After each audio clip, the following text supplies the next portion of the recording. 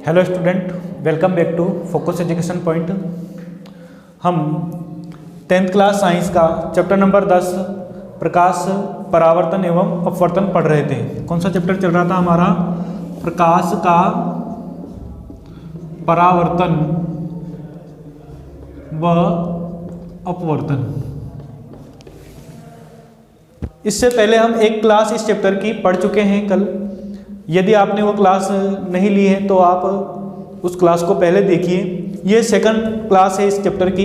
पिछली क्लास में हमने समतल दर्पण से बनने वाले प्रतिबिंब देखे थे कि दो प्रकार के दर्पण हुए, समतल दर्पण और गोलीय दर्पण।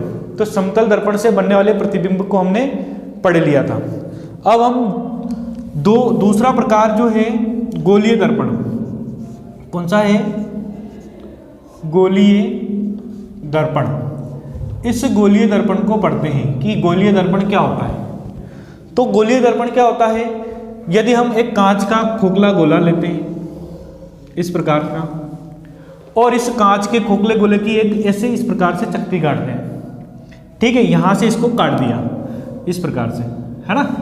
तो ये कुछ इस प्रकार से हमको यूं प्राप्त होगा, ठीक है, ऐसा प्राप्त होगा।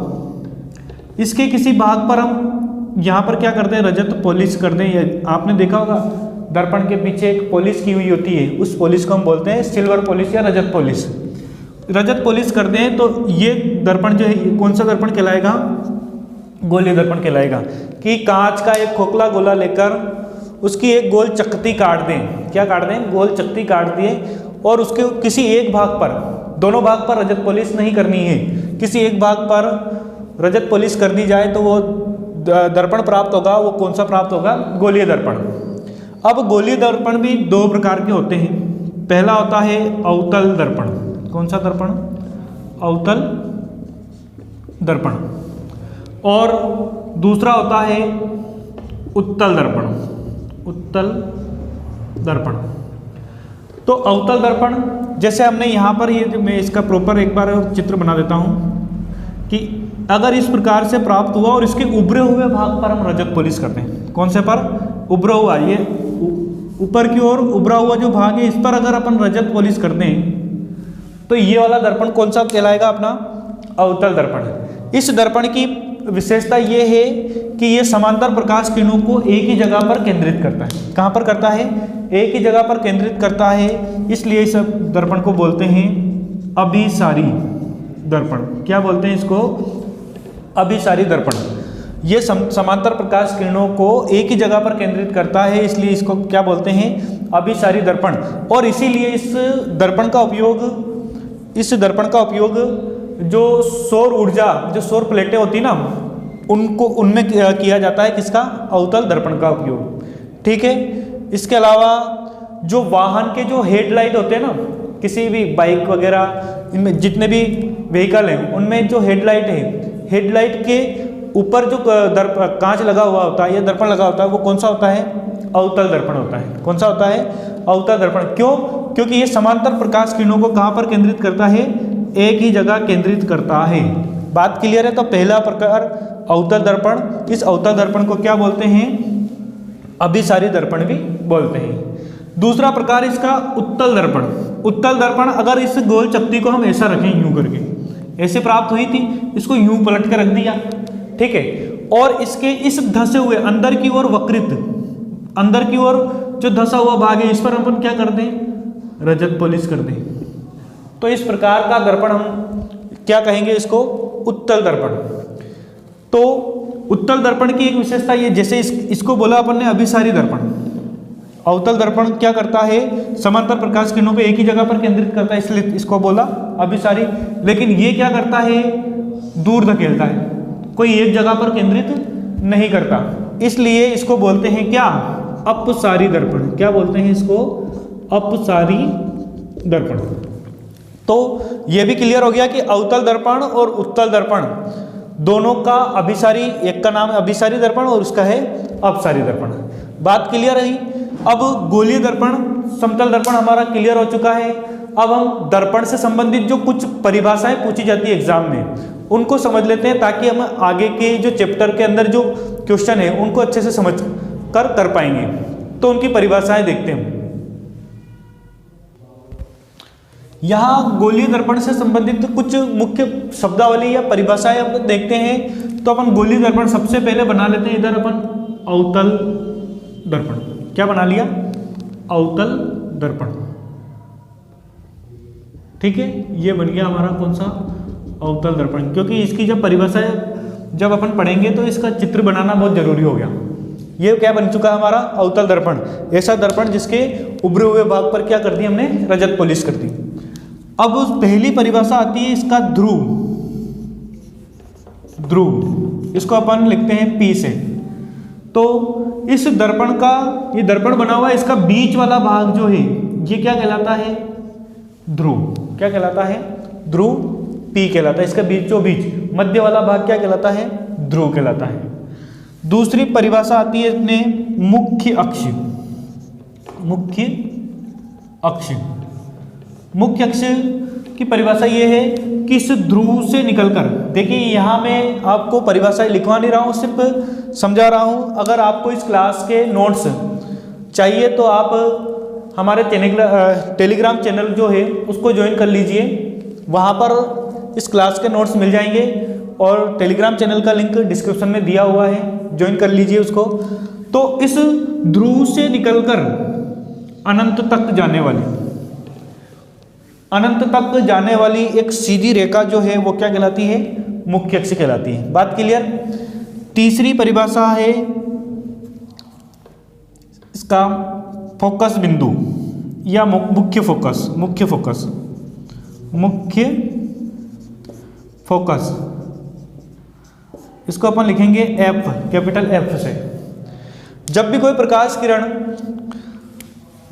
मुख्य अक्ष के समांतर आकर किससे टकराती है, दर्पण से टकराती है, तो इस मुख्य अक्ष को जिस बिंदु पर काटती है, परावर्तन होगा। परावर्तन के देखो हमने परावर्तन की परिभाषा पढ़ी कि जब कोई प्रकाश किरण किसी परावर्तक पृष्ठ से टकराती है, पिछली क्लास में देखा था, तो वह उसी माध्यम में लौट जाएगी, तो परावर्तन होगा और परावर्तन के फलस्वरूप इसी माध्यम में आएगी। लेकिन मुख्य अक्ष को जिस बिंदु पर काटेगी वह मुख्य अक्ष का वह बिंदु क्या कहलाएगा भाई, फोकस, मुख्य फोकस, ठीक है। अगला है नंबर 4 परिभाषा हमारे फोकस दूरी, फोकस दूरी, इसको हम लिखेंगे स्मॉल f से। इस मुख्य फोकस और ध्रुव के बीच की दूरी वो क्या कहलाती है हमारी, फोकस दूरी। दर्पण के ध्रुव तथा मुख्य फोकस के बीच की दूरी क्या कहलाती है, फोकस दूरी कहलाती है। 5वीं जो परिभाषा है वो है वक्रता केंद्र, वक्रता केंद्र, इसको हम C से डिनोट करेंगे। हमने जब दर्पण को बनाया तो एक गोला लिया था इस प्रकार से, ठीक है। अब गोला लिया तो गोले की एक चक्ति काटी, लेकिन जब गोला लिया तो इस गोले का केंद्र भी तो होगा, है ना। तो दर्पण जिस गोले का भाग होता है उस गोले का केंद्र ही क्या कहलाता है, वक्रता केंद्र। मान लो इस दर्पण को हमने यहाँ बना रखा, लेकिन इसका गोला ये था, मान लीजिए ये गोला था इसका, ये बनाया अपन ने पूरा का पूरा गोला, ठीक है। थोड़ा टेढ़ा बना, ये यहाँ से इस प्रकार से बना दिया अपन ने, ठीक। अब इस गोले का जो केंद्र है मान लीजिए यहाँ पर है, तो ये गोले का जो केंद्र है वही क्या कहलाएगा, वक्रता केंद्र, और इसको अपन क्या लिखेंगे, C। बात क्लियर है क्या।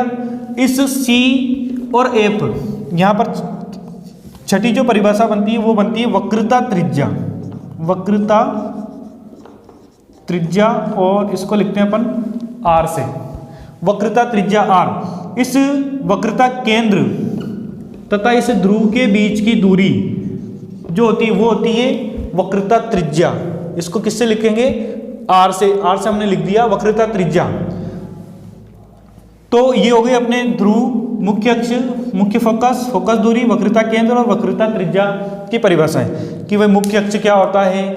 सबसे पहले तो हमने पढ़ा कि एक गोलीय दर्पण क्या होता है, गोले को एक गोला लें और उसकी एक गोल चक्री काट दें और उसके किसी एक भाग पर अपन रजत पॉलिश कर दें, तो वो क्या कहलाएगा, गोलीय दर्पण कहलाएगा। गोलीय दर्पण भी निम्न 2 प्रकार के, और 2 प्रकार कौन कौन से, अवतल और उत्तल दर्पण, अवतल दर्पण को तो हम बोलते हैं अभिसारी दर्पण और उत्तल को बोलते हैं अपसारी दर्पण। बात क्लियर है। अब जब इसकी शब्दावली पढ़ रहे हैं तो दर्पण के बीच वाला भाग कहलाता है ध्रुव। क्या कहलाता है? ध्रुव। इस ध्रुव से निकलकर अनंत की ओर जाने वाली सीधी रेखा जो है वो कहलाती है मुख्य अक्ष, सेकंड परिभाषा। और थर्ड है मुख्य फोकस। जब कोई प्रकाश किरण दर्पण के मुख्य अक्ष के समांतर, देखो ये मुख्य अक्ष है और मुख्य अक्ष के समांतर आकर दर्पण से टकराती है तो मुख्य अक्ष को जिस बिंदु पर काटेगी परावर्तन के बाद में, वो बिंदु क्या कहलाएगा? मुख्य फोकस कहलाता है।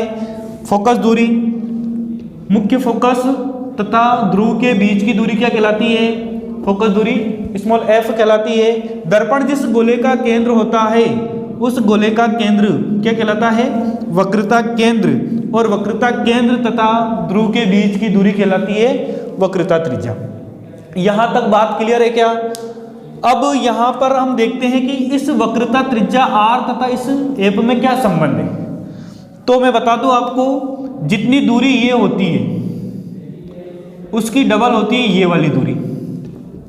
मतलब कि यहां से लेकर यहां तक की दूरी अगर हम 5 सेंटीमीटर बोलें तो यहां से लेकर यहां तक की दूरी कितनी होगी भाई?